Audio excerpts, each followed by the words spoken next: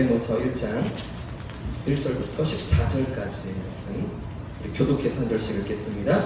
그리스도 예수를 위하여 갇힌 자 된 바울과 및 형제 디모데는 우리의 사랑을 받는 자요 동역자인 빌레몬과 자매 아비아와 우리와 함께 은사된 기포와 내 집에 있는 우리의 비전이 하나님 우리 아버지와 주 예수 그리스도로부터 은혜와 평강이 너희에게 있을지어다. 내가 은사한 내 하나님께 감사하고 기도할 때에 너를 말하는 주 예수와 및 모든 성도에 대한 내 사랑과 믿음이 있음을 들미니 이로써 내 믿음의 형제가 우리 가운데 있는 소를 알게 하고 그리스도께서도 역사하시라. 형제여 성도의 마음이 너로 말미암아 평안함을 얻었으니 내가 너의 사랑으로 많은 기쁨과 위로를 받아노라. 이러므로 내가 그리스도 안에서 아주 담대하게 내게 하나님을 말할 수 있으나 도리어 사랑으로서 간구하노라. 나이가 많은 나 바울은 지금 또 예수 그리스도를 위하여 갇힌 자 되어 갇힌 중에서 나를 예수를 위하여 내게 간구하노라. 그가 전에는 내게 무익하였으나 이제는 나와 내게 유익함으로 내게 그를 걸려보내니 그는 내 신부라. 그를 내게 머물러 있게 하여 내 복음을 위하여 갇힌 중에서 내 대신 나를 섬기게 하고자 하나. 다만 내 생각이 없음 내가 어떠한 일을 하지 아니하노니 이는 너의 선한 일이 억지같이 되지 아니하고 자유로 되게 하려 함이라. 아멘. 할렐루야. 또 기도 자리에 나오신 여러분을 주님 이름으로 축복합니다. 옆에 계신 분들과 이렇게 인사하겠습니다. 우리가 기도하면 하나님이 일하십니다. 고백하겠습니다. 할렐루야. 이렇게 하나님의 일하심을 경험하는 이 밤 되시길 축복합니다. 어느 날 참새 10마리가 전깃줄에 나란히 앉아 있었습니다. 그런데 사냥꾼이 갑자기 나타난 거죠. 그리고 사냥꾼이 총을 쏘기 시작했습니다. 그래도 다행인 것은 가장 앞에 있던 1번 참새가 사냥꾼을 발견하고선 이렇게 외친 것인데요. 총알! 이렇게 1번 참새가 외쳤죠. 그러자 2번 참새도 총알! 3번 참새도 총알! 이렇게 외치면서 모두 다 이 총알을 피할 수가 있었습니다. 그런데 8번 참새가 총알을 맞고 죽은 것이죠.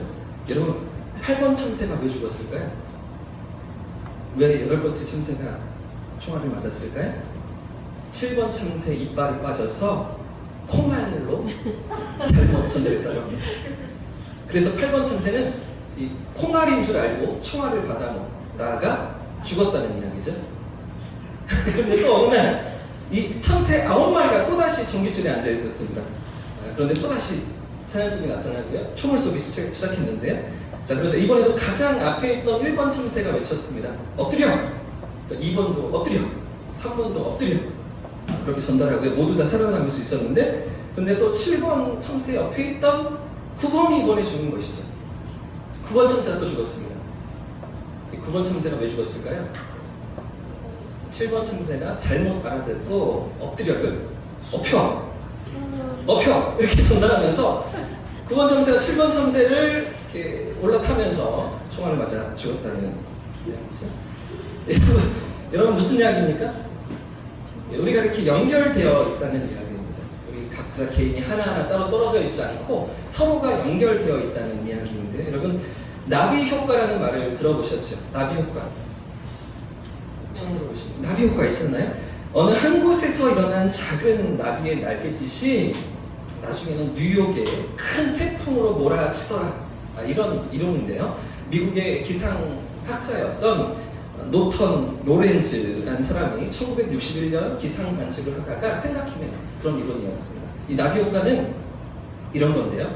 브라질 아마존의 밀림 지역에서 어느 작은 꽃에 있던 나비가 날갯짓을 하다가 이 날갯짓으로 말미암아서 꽃가루가 하나 땅에 떨어지게 되는데, 그때 우연히 그 아래로 지나가던 원숭이의 등에 이 꽃가루가 떨어지게 됩니다. 그런데 꽃가루 알러지가 있던 원숭이가 등이 가렵기 시작하고요.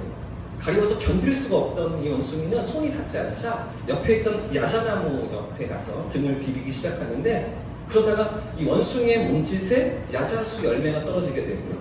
그리고 이 열매가 굴러서 돌멩이 하나를 치게 되고, 이제 그 돌멩이가 굴러서 큰 바위를 이렇게 괴고 있던 그런 돌들을 또 치게 되면서 이 돌들이 받치고 있던 바위와 돌 무더기가 비탈길로 쏟아지는 이런 연속적인 과정이 나비 효과라는 것이죠. 여러분 무슨 이야기입니까? 하나하나가 다 연결되어 있다는 것이죠. 그저 독립적으로 뭔가가 진행되지 않고 서로가 연결되어서 1번부터 10번까지 1번부터 9번까지 우리가 연결되어 있다 이런 얘기 아니겠습니까? 여러분 이 나비 효과를 잘 나타낸 애니메이션이 하나가 있었어요. 제가 갖고 왔는데요. 좀 집중해서 보셔야 됩니다. 빨리빨리 지나가니까요. 나비 한 마리가 등장하는데 이 나비로부터 어떤 일로 어떤 결말로 이어지게 되는 중간중간에 많은 이야기들이 있습니다. 한번 보십시오. 지금 한번 보여주십시오. 이렇게 보겠습니다.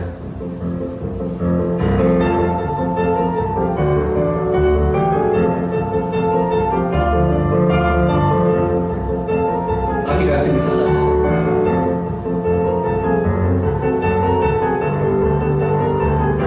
화가 났습니다. 이제 던졌는데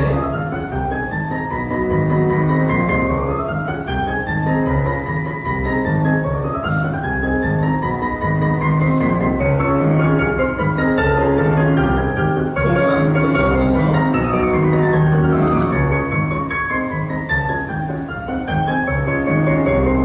먹비공이 엉뚱하게 튀겨 바퀴가 늘어나고 있습니다. 연장통인데 이게 굴러서 자동차를 치게 되고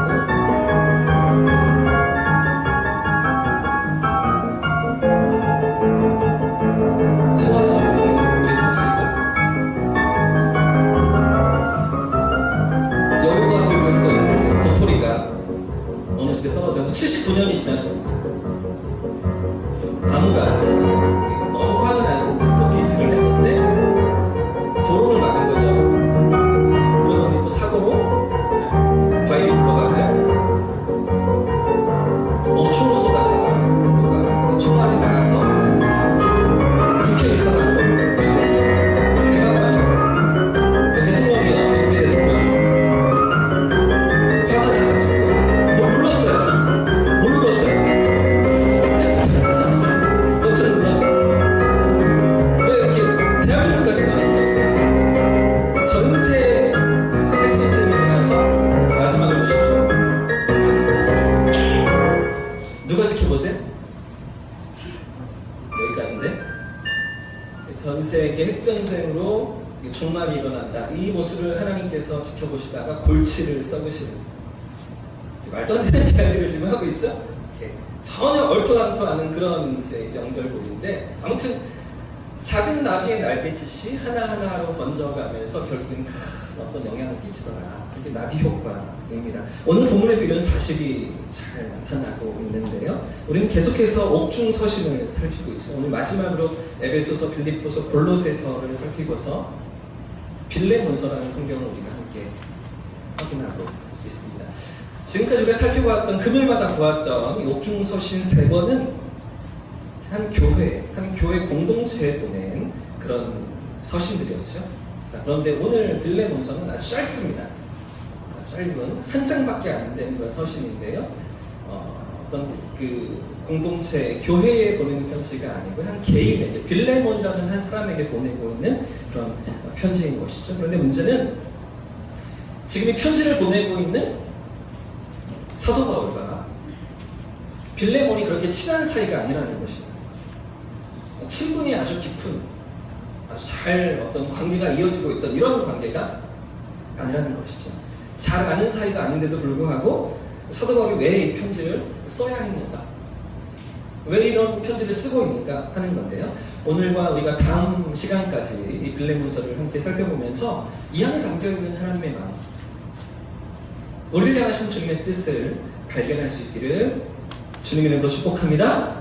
함께 이런 하나님의 마음을 깨닫는 시간 되었으면 좋겠습니다. 방금 말씀드린 것처럼 바울은 지금 감옥에 갇혀있는 상태로 이 편지를 보내고 있는데요. 이 빌레몬이라는 사람은 골로새 지역에 살고 있던 사람이었습니다. 그래서 1절부터 3절까지의 말씀을 보시면 한 번 더 읽어보겠습니다. 1절부터 3절까지의 말씀 시작. 그리스도를 위하여 갇힌 자 된 바울과 형제 디모데는 우리의 사랑을 받는 자요 동역자인 빌레몬과 자매 아비아와 우리와 함께 병사된 아키포와 내 집에 있는 교회에 편지하노니 하나님 우리 아버지와 주 예수 그리스도로부터 은혜와 평강이 너희에게 있을지어다. 아멘. 여러분 지금 편지를 바울이 어떻게 시작하고 있습니까?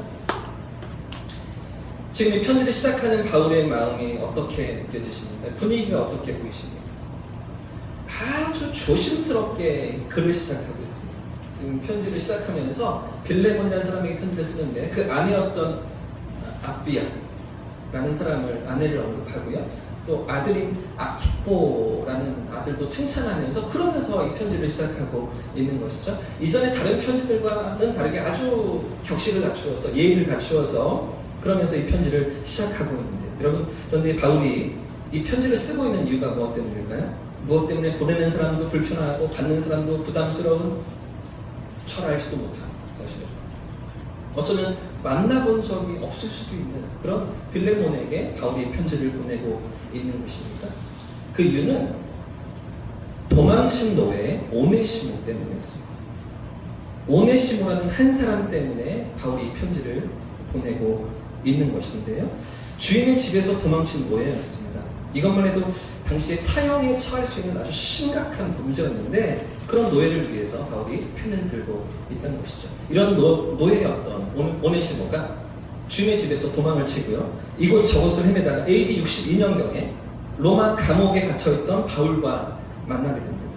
그리고 바울이 만나서 이야기를 나누다 보니까 이 오네시모가 원래 누구의 노예였습니까? 자기가 한 달에 건너 아는 빌레몬이라는 사람의 노예였던 것이죠.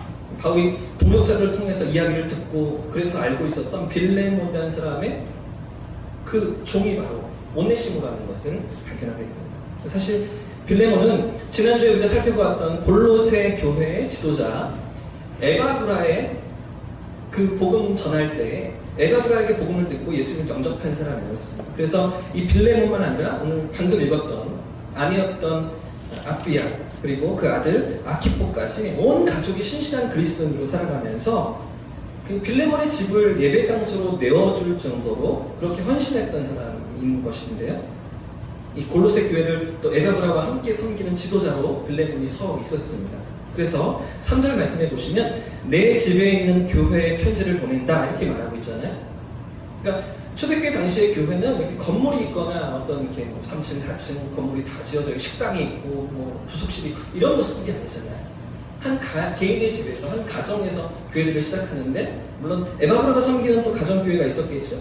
그런데 또 빌레몬의 집에서도 또 교회가 시작되어서 함께 교회를 또 확장해가는 그런 모습 아니었겠습니까?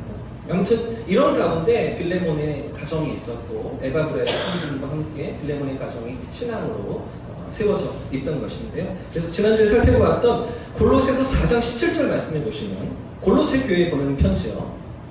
거기 4장 17절에 보시면 사도 바울이 이 골로새 교회에 보내는 편지 말미에 이런 빌레몬의 아들인 아키포를 언급하는 장면이 있습니다. 아키포에게 네가 맡은 직분을 이루라 이렇게 권면하는 대목이 나오거든요.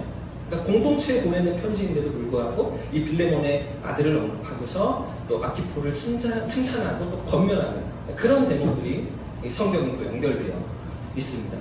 그래서 전승에 의하면 어떤 학자들은 이 골로새 교회를 에바브라가 원래 섬겼는데 에바브라를 이어서 아키포가 그 빌립보 지역의 전체를 또 목회하며 섬기는 그런 사역자로 쓰임받았다라고 보는 그런 학자들도 많이 있는 것이죠. 물론 이런 빌레몬과 바울과의 관계는 에바브라를 거쳐서입니다. 바울과 빌레몬이 직접적인 관계가 있는 것이 아니라 에바브라를 통해서 알게 되고 이렇게 또 사역이, 섬김이, 복음이 이어졌던 그런 관계에 있었던 것이죠. 이런 사도 바울과 빌레몬은 친밀하지는 않습니다. 그래도 관계가 전혀 없지만은 않은 거죠. 에바브라가 바울에게 복음을 들었고, 그렇죠? 에바브라를 통해서 또 빌레몬이 복음을 받아들이고 예수님 만났기 때문에 제자의 제자, 뭐 이런 식으로 한 달이 건너서 관계가 이어지고 있다. 이런 상황 가운데 바울은 지금 그 빌레몬에게 오네시모를 위한 편지를 쓰고 있는 것이죠. 아마도 이 오네시모는 도망자로 이리저리 떠돌다가 그러다가 도망친 노예라는 것이 들통이 나서 로마 감옥에 갇힌 것이 아닌가 생각해 볼 수 있을 것 같습니다. 그렇지 않으면 그 도망다니던 길에 또 범죄를 하고 또 다른 죄를 짓고서 감옥에 갇힌 것이 아닌가 생각해 볼 수가 있는 거죠. 그러다가 감옥에 있던 죄수의 신분이 되어서 로마로 압송되었던 사도 바울을 만나게 되고 그 감옥 안에서 이 복음을 듣게 되고 예수님을 영접했던 오네시모였던 것이죠. 자, 이런 상황 가운데 바울이 지금 이 편지를 쓰고 있는데, 그런데 이 편지, 빌레몬에게 보내는 편지, 바울이 쓰고 있는 편지를 누구 손에 들려서 빌레몬에게 보낼까요? 오늘 우리가 읽고 있는 이 편지를 누구 손에 들려서 빌레몬에게 가져가게 합니까? 오네시모. 도망친 노예 오네시모. 그 오네시모를 다시 원래 주인에게로, 빌레몬에게로 돌려보내고 있는 것이죠. 여러분, 이것보다 드라마 같은 이야기가 있습니까? 이것보다 기가 막힌 그런 스토리가 있습니까? 여러분, 과연 오네시모가 주인에게로 돌아갈 수 있었을까요? 여러분 어떠십니까? 과연 빌레몬이 이런 오네시모를 용서할 수 있을까요? 편지 한 장 들고 왔는데, 알지도 못하는, 만나보지도 못했던 사도 바울의 편지가 그 손에 들려 있다고 도망친 노예를 주인이 용서할 수 있었을까요? 사실 당시 로마의 노예법은, 노예를 다루는 법은 아주 가혹했다고 합니다. 당시의 노예는 주인의 소유물로 이렇게 취급받았기 때문에 주인 마음대로 처분할 수가 있는 그런 대상이었습니다. 심지어 노예의 목숨까지도 마음대로 주인이 할 수 있는 권한이 있던 것이죠. 그래서 도망친 노예는 다른 노예들 앞에서 본보기를 보여야 했습니다. 그래야만 다른 노예들이 도망가지 않을 거 아니에요. 비싼 돈을 들여서 사왔는데, 일을 시키기 위해서 데려왔는데, 그런데 하나가 도망치고 둘이 도망치고 그래서는 안 되니까 도망친 노예는 붙잡혀서 다시 집으로 돌아갔을 때 본보기를 보여서 죽이거나 아니면 심한 매질을 하면서 고문을 하거나, 또한 그렇지 않으면 조금 낮게 대우를 해준다면 팔아버리는 거죠. 다른 집으로 보내버리면서 이 남아있는 노예들에게 본보기를 삼는, 이게 당시의 노예법이었습니다. 자, 그런데 지금 오네시모는 어떻습니까? 죄질이 아주 좋지가 않습니다. 도망친 것만 아니라 주인의 재산까지 훔쳐서 달아났다는 거죠. 그게 오늘 18절 말씀에 기록되어 있습니다. 18절 말씀 한번 같이 읽어보겠습니다. 시작. 그가 만일 내게 불의를 하였거나 내게 빚진 것이 있으면, 여기 보십시오. 불의를 행하였다, 빚졌다는 게 그런 대목이죠. 그냥 도망친 게 아니에요. 빌레몬의 집에서 뭔가 훔쳐서, 그죠? 도피 자금을 만들어야 하니까, 그러니까 그 빌레몬의 집에서 손해를 입히며 도망쳤던 노예가 바로 이 오네시모였던 것이죠. 여러분, 그러니까 지금 오네시모가 어떤 상황입니까? 용서받을 수가 있겠습니까? 엄청난 죄를 저지른 범죄자인데요, 당시로서는 아주 심각하고 흉악한 범법자가 바로 오네시모였던 것이죠. 여러분, 이런 오네시모가 주인에게로 돌아갈 수 있었을까요? 아무리 복음을 듣고서 그리스도인이 되었지만 그럼에도 예전 주인에게로 과연 그가 돌아갈 수 있었을까요? 반대로 빌레몬은 어떻습니까? 이런 노예를 과연 용서할 수가 있겠습니까? 자, 그러니까 사실 바울은 지금 어마어마한 요구를 하고 있는 겁니다. 사실 바울과 빌레몬은 아주 친한 관계가 아니잖아요. 그들 사이에는 에바브라가 끼어있는 이 정도의 관계인데, 물론 빌레몬이 에바브라에게 복음을 들었고 그 에바브라를 사도 바울이 가르쳤기 때문에 뭔가 얘기할 수 있는 그런 권리가 있어 보이긴 하지만, 사실 빌레몬이 바울의 말을 들어야 될 이유가 어디에 있습니까? 그 요청을 받아들여야 될 이유가 어디에 있습니까? 그런데도 바울이 빌레몬에게 어떤 요구를 하고 있을까요? 자, 13절과 14절 말씀도 같이 한번 읽어보겠습니다. 13절, 14절 시작. 그를 내게 머물러 있게 하여 갇힌 중에서 내 대신 나를 섬기게 하고자 하나, 다만 내 승낙이 없이는 내가 아무것도 하기를 원하지 아니하노니, 이는 너의 선한 일이 억지같이 되지 아니하고 자유로 되게 하려 함이라. 아멘. 여러분, 지금 이게 어떤 이야기입니까? 지금 무슨 말을 바울이 하고 있습니까? 지금 오네시모를 돌려보내고 있긴 하지만, 이 편지를 쥐어서 빌레몬의 집으로 돌려보내고 있긴 하지만, 그러나 바울이 내심 기대하는 것이 무엇입니까? 다시 보내주기를 요청하고 있는 거죠. 로마에 갇혀있는 나를 위해서 오네시모를 다시 돌려보내주기를 요청하면서 이 편지를 쓰고 있더라는 것입니다. 뿐만 아니라 16절 말씀에 보시면 이렇게 말하는데요. 제가 읽어보겠습니다. 16절입니다. 이후로는 종과 같이 대하지 아니하고 종 이상으로 곧 사랑받는 형제로 둘 자라. 누가요? 그 도망친 노예가요. 많은 손해를 입혔던, 많은 속을 썩이고 괴로움을 주었던 그 오네시모가 사랑받는 형제로 둘 자라. 내게 특별히 그리하거든. 바울에게 그러하거든, 특별하거든. 하물며 육신과 주 안에서 상관된 너에게 이렇게 말하면서 그렇게 당부하면서 내게 특별하다. 너에게도 특별하지만 돌려줬으면 좋겠어. 돌려보냈으면 좋겠어. 종 이상으로 그를 받아주고 더 이상 종이 아니라 사랑받는 형제로 네가 품어주었으면 좋겠어. 이런 말을 바울이 하고 있는 것이죠. 여러분, 과연 이게 가능합니까? 가능한 요구라고 보여지십니까? 그저 그의 실수를 용서해달라, 그의 잘못들을 다 용납해달라, 이것도 말도 안 되는 엄청난 요구인데, 그렇죠? 그런데 더 이상 종이 아니라 형제로 받아들여, 이런 어마어마한 요구를 하고 있는 것이죠. 과연 빌레몬은 이 오네시모를 용서할 수 있었을까요? 그리고 형제로 받아줄 수 있었을까요? 그럼 반대로 오네시모는 이런 빌레몬에게 돌아갈 수 있었겠습니까? 여러분, 우리라면 어떻게 했을까요? 여러분이 오네시모의 입장이었다면 어떠하셨겠어요? 감옥에 붙들려 왔다가 바울을 만났습니다. 그리고 바울을 통해서 이제 빌레몬의 집으로 어떻게 되었는지 모르겠지만 돌아갈 수 있는 길이 열렸습니다. 편지를 써주면서 돌아가라고, 주인에게로 향해 가라고 그렇게 당부하는 거죠. 여러분, 갈 수가 있었을까요? 반대로 빌레몬의 입장에서 생각해 보십시오. 우리가 빌레몬이었다면 이런 노예를, 이런 도망친 종을 용서할 수가 있겠습니까? 쉽지 않은 일이겠지요. 참 어려운 일이었을 것입니다. 그러나 오늘 이 빌레몬서가 우리에게 말하고 있는 중요한 가르침이 무엇일까요? 여러분, 지금 이런 세 사람의 관계 속에 무엇이 있습니까? 무엇이 있기 때문에 바울이 이런 요구를 빌레몬에게 할 수가 있는 것이죠? 아무리 그래도 어떻게 오네시모를 이런 보상이 없는, 어떤 보상도 없는 그 주인 앞으로 돌려보낼 수가 있는 것입니다.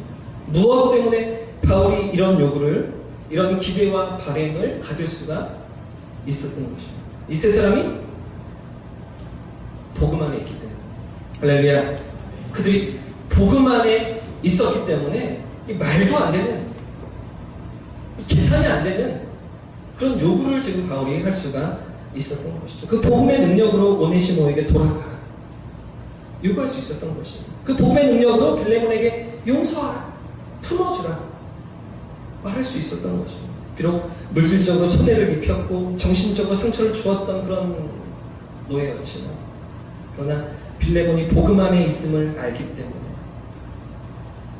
빌레몬이 예수 그리스도의 복음 안에서 새로운 사람이 되었음을 그가, 바울이 알기 때문에 이런 요구를 하고 있는 거죠. 이 오네시모도 마찬가지입니다.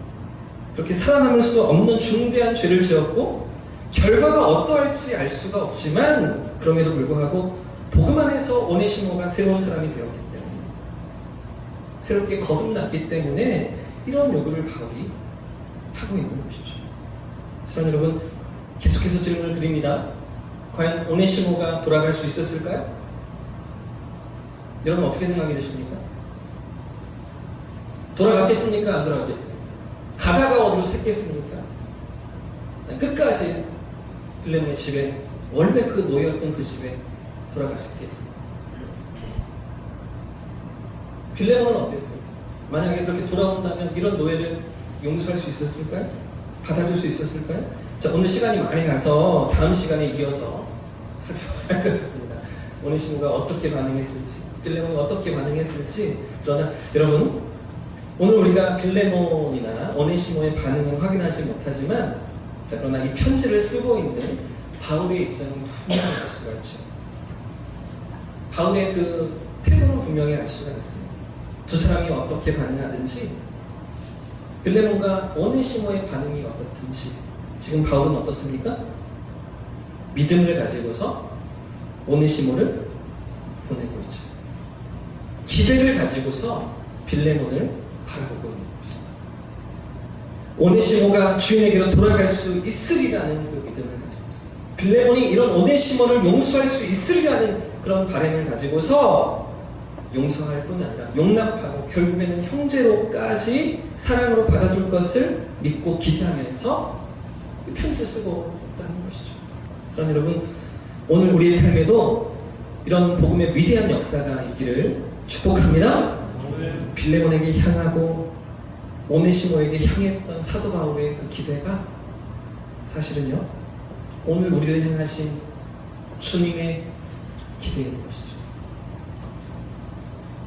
빌레몬만, 오네시모만 복음을 경험했던 삶이 아니잖아요. 구주의 대속으로 그 십자가의 피값으로 구원함을 받은 그 은혜를 간직한 성도들이라면 사실은 이런 삶의 모습, 이런 삶의 열매, 이런 용서와 사랑이 있기를 우리 주님이 원하시는 것 아닙니까? 세상이 알 수도 없고 세상이 누릴 수 없는 그런 용서와 그런 사랑을 구주의 십자가로 말미암아 우리가 경험하면서 그 사랑을 나누고 실천하고 세상 가운데 드러내는 그런 삶이기를 우리 주님 원하시는 것이죠. 이런 기대를 가지고서 사도 바울은 이 편지를 쓰고 있던 것입니다. 이 복음의 능력이 오늘 우리의 삶을 통해서도 나타날 수 있기를 축복합니다. 오늘 우리의 삶 가운데 이런 믿음의 순종이 한 걸음 한 걸음 나타날 수 있기를 축복합니다. 오늘 말씀은 제가 이 박찬희라는 작가가 쓴 책의 일부를 소개하면서 마무리하려고 하는데요. 한 번뿐인 인생을 어떻게 살아야 하는가라는 그런 책 제목입니다. 그 중에 한 대목을 제가 읽어드릴게요. 꽃은 저마다 피는 시기가 다 다르다. 개나리는 개나리대로, 동백은 동백대로 자기가 피어야 하는 계절이 따로 있다. 모두 자신의 때를 기다렸다가 피어났다. 늦지 않았다. 조급해하지 마라. 아직 당신의 때가 오지 않았을 뿐이다. 포기하지만 않으면 괜찮다. 현재의 노력은 성공의 걸음이 되어 훗날 누구보다 예쁘게 피어날 것이다. 잊지 마라. 다소 늦더라도 그대는 반드시 예쁜 꽃을 피울 사람이다. 여러분 어떠십니까? 마지막 대목에 잊지 마라. 다소 늦더라도 그대는 반드시 예쁜 꽃을 피울 사람이다. 이런 기대와 소망이 오네시모를 향한 바울의 마음 아니었겠습니까? 도망친 노예, 죄수, 중범죄자, 용서받을 수 없는 목숨까지 내놓아야 하는 그런 오네시모였지만 예수를 만나고 복음을 경험하고 그의 삶이 예쁜 꽃으로 언젠가 피어날 것을 꿈꾸며 소망하며 그를 주인에게로 돌려보내는 것이죠.